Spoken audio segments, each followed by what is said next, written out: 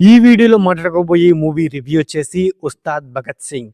ఈ మూవీని ఉగాది సందర్భంగా థియేటర్‌లో రిలీజ్ చేశారు. సో, ఈ మూవీ ఎలా ఉంది ఏంటని ఈ రివ్యూలో మనం మాట్లాడుకుందాం.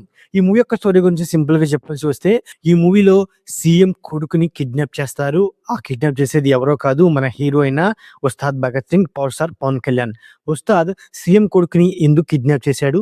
సీఎం తన కొడుకుని కాపాడుకోవడానికి తను చేసిన ప్రయత్నాలేంటి? ఉస్తాద్‌కి, సీఎంకి ఉన్న గొడవేంటి? ఇలాంటి పాయింట్ల మీదే ఓవరాల్ స్టోరీ అయితే వెళ్ళిపోతుంది.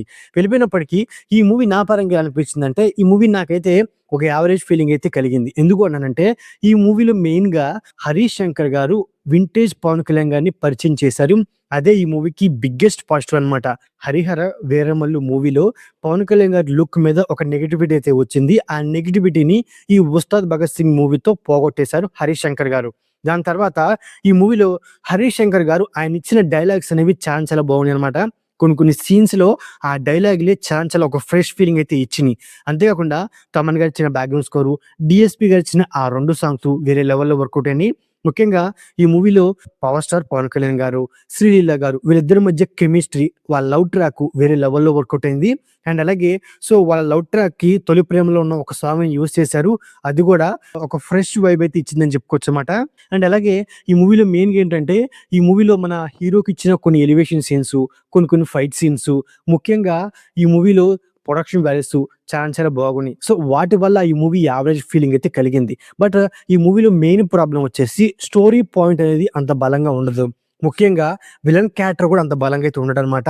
అంటే హీరో విలన్ దగ్గరికెళ్ళినప్పుడే ఈ మూవీలో విలన్ అనేవాడు ఉన్నాడు అని మనకి మైండ్‌లో వచ్చిద్దనమాట. అంటే ఒక విలన్ ఉన్నాడు, మన హీరోని ఏదో ఒకటి చేస్తాడని ఒక ఫియర్ గాని, ఒక భయం గాని ఏవి ఉండదనమాట. ఇంకా సింపుల్‌గా చెప్పుకోవాల్సొస్తే హీరో వస్తే విలన్ ఔట్. అంటే అంత వీక్‌గా ఉంటాడు విలన్ అనమాట. ఈ మూవీ యొక్క స్టోరీ రొటీనే అనిపినప్పటికీ, 'తేరీ' రీమేక్ కాదని చెప్తూనే 'తేరీ' స్టోరీనే మన హరీష్ శంకర్ గారు ఒక కొత్తగా ప్రెజెంట్ చేశారనే ఫీలింగ్ అయితే వచ్చిందే గానీ, అదే స్టోరీని తిప్పి తిప్పి తీసిన ఫీలింగ్ అయితే కలిగింది. అయినప్పటికీ ఆ స్టోరీ పాయింట్‌కి సంబంధించిన సీన్స్ అయితే లేవన్నమాట. సో, వేరే వేరే సీన్స్ అనేవి వస్తా ఉంటాయి. అవి ఏంటంటే, మన హీరోకి ఎలివేషన్ ఇవ్వాలని ట్రై చేస్తూ కొన్ని ఎలివేషన్ సీన్స్ అయితే రాస్తారు. అవి కొంతవరకు వర్కౌట్ అయినాయి. అంతగా వర్కౌట్ అవ్వకపోవడానికి మెయిన్ రీజన్ వచ్చేసి, ఆల్రెడీ 'సుజిత్' 'ఓజీలో' మన పవన్ కళ్యాణ్ గారికి వేరే లెవెల్‌లో ఎలివేషన్ ఇచ్చాడు. ఆ ఎలివేషన్‌ని పోల్చుకుంటే ఈ ఎలివేషన్ అనేది అంతగా వర్కౌట్ అవ్వదు. ఇంకోటేంటంటే, పవర్ స్టార్ పవన్ కళ్యాణ్ గారి పొలిటికల్ పార్టీకి సపోర్ట్ చేసేలాగా, ఆయన సనాతన ధర్మాన్ని సపోర్ట్ చేస్తున్నట్టుగా ఉండేలాగా కొన్ని కొన్ని సీన్స్ అయితే రాస్తారన్నమాట. అంటే మన హీరో యొక్క పొలిటికల్ అండ్ అలాగే పర్సనల్ కెరియర్‌కి ఉపయోగపడేలాగా మూవీని తీసుకెళ్లారు గానీ, స్టోరీకి సంబంధించి మూవీలో సీన్స్ అనేవి చాలా చాలా తక్కువే ఉంటాయని చెప్పుకోవచ్చన్నమాట. అండ్ అలాగే ఈ మూవీలో కొందరు క్యారెక్టర్‌ని క్రియేట్ చేసినప్పటికీ, ఆ క్యారెక్టర్‌ని అంత ప్రాపర్‌గా యూజ్ చేసుకోలేదు. ముఖ్యంగా రావు రమేష్ గారు అండ్ అలాగే రాశి ఖన్నా గారు అండ్ అలాగే ఈ మూవీలో సత్యం రాజేష్, అలాంటి కొందరు క్యారెక్టర్‌ని క్రియేట్ చేశారే గానీ, ఆ క్యారెక్టర్‌ని ప్రాపర్‌గా యూజ్ చేసుకునే ఫీలింగ్ అయితే లేదు. ఈ మూవీలో కామెడీ అనేది ట్రై చేశారు కానీ అదైతే వర్కౌట్ అవ్వలేదన్నమాట. అంటే ఈ మూవీలో కామెడీ అనేది ఇంకొంచెం బలంగా ప్రెజెంట్ చేసుంటే, అంటే కాస్తో కోస్తో మూవీకి రిలీఫ్ ఇచ్చేదన్నమాట. అంతేకాకుండా ఈ మూవీలో మెయిన్‌గా ఏంటి, సెకండ్ హాఫ్‌లో చమ్మక్ చంద్ర గారు అండ్ అలాగే పవన్ కళ్యాణ్ గారు వీళ్ళిద్దరి మధ్య వచ్చి ఒక సీన్ అనేది అసలు మూవీలో ఎందుకు పెట్టారని ఒక క్వెషన్ మార్క్ అయితే వచ్చిద్దనమాట. అంటే ఒక పాయింట్‌లో వీళ్ళు ఏదో చెప్పాలనుకున్నారు ఓకే. బట్ మూవీకి సంబంధం లేని పాయింట్‌ని తీసుకొచ్చి ఆ సీన్ ఇరికిచ్చిన ఫీలింగ్ అయితే కలిగిందనమాట. ఆటి వల్ల మూవీ అనేది నాకు చాలా వరకు డిసప్పాయింట్ చేసిన ఫీలింగ్ అయితే కలిగింది. ముఖ్యంగా ఈ మూవీ యొక్క ఫస్ట్ హాఫ్ అలాగే సెకండ్ హాఫ్ విషయానికొస్తే మెయిన్‌గా నాకు సెకండ్ హాఫ్ ఎంగేజ్ చేసింది. అది కూడా ఆ లవ్ ట్రాక్ వల్ల మూవీ అనేది నాకు చాలా బాగా ఎంగేజ్ చేసింది. ఫస్ట్ హాఫ్‌లో మెయిన్ ప్రాబ్లమ్ ఏంటంటే, స్టార్టింగ్ 30 మినిట్స్‌లోనే ఓవరాల్ స్టోరీ మొత్తాన్ని చెప్పేస్తారు. దానివల్ల మూవీ అనేది మనకి ప్రెడిక్టబుల్‌గా వెళ్ళిపోతుందన్నమాట. అంటే సీఎం కొడుకుని ఎందుకు కిడ్నాప్ చేశారనేది సింపుల్‌గా అర్థమైపోతుంది. దానివల్ల మూవీ అనేది ఒక ప్రెడిక్టబుల్ వేలో వెళ్ళడం వల్ల కాస్త డిస్కనెక్ట్ అవుతానమాట. దాని తర్వాత ఇంటర్వెల్ ముందొచ్చే ఒక ఫైట్ సీను, ఇంటర్వెల్ పోర్షను ఓకేష్ అని చెప్పుకోవచ్చన్నమాట. ఇక సెకండ్ హాఫ్‌లో కూడా మెయిన్‌గా ఏంటి, ఒక పాత బస్తీకి వెళ్ళి ఒక అక్యూజ్డ్‌ని అరెస్ట్ చేస్తాడు మన హీరో. ఆ సీన్ కూడా చాలా చాలా ఓవర్‌గా తీసిన ఫీలింగ్ అయితే కలిగింది. దాన్ని ఏమైనా రియాలిటీగా తీసుంటే బెటర్‌గా ఉండేదని ఫీలింగ్ అయితే కలిగింది.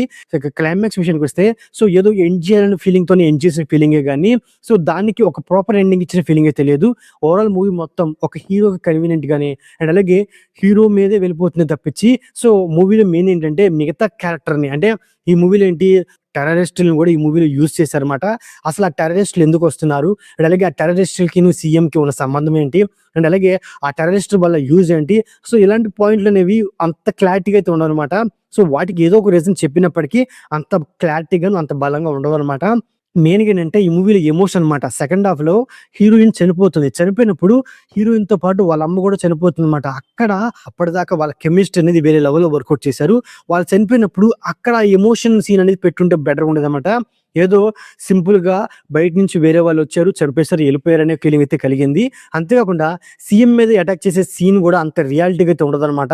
ఆ అటాక్ సీన్ అనేది ఏదో ఆర్టిఫిషియల్‌గా ఉన్న ఫీలింగ్ అయితే ఇచ్చిందనమాట. మెయిన్‌గా ఏంటంటే ఈ మూవీ యొక్క స్టోరీ పాయింట్ ఎలా ఉన్నప్పటికీ మన డైరెక్టర్ గారు తన డైరెక్షన్‌ని, స్క్రీన్ ప్లేని బలంగా ప్రెజెంట్ చేసుంటే బాగుండేది. ముఖ్యంగా ఈ మూవీలో ఉన్న క్యారెక్టర్స్‌ని, విలన్ క్యారెక్టర్ అవ్వనండి, కొందరు క్యారెక్టర్స్ అవ్వనండి, ఆ క్యారెక్టర్‌ని ఇంకొంచెం బలంగా ప్రెజెంట్ చేసుంటే బాగుండేదనమాట.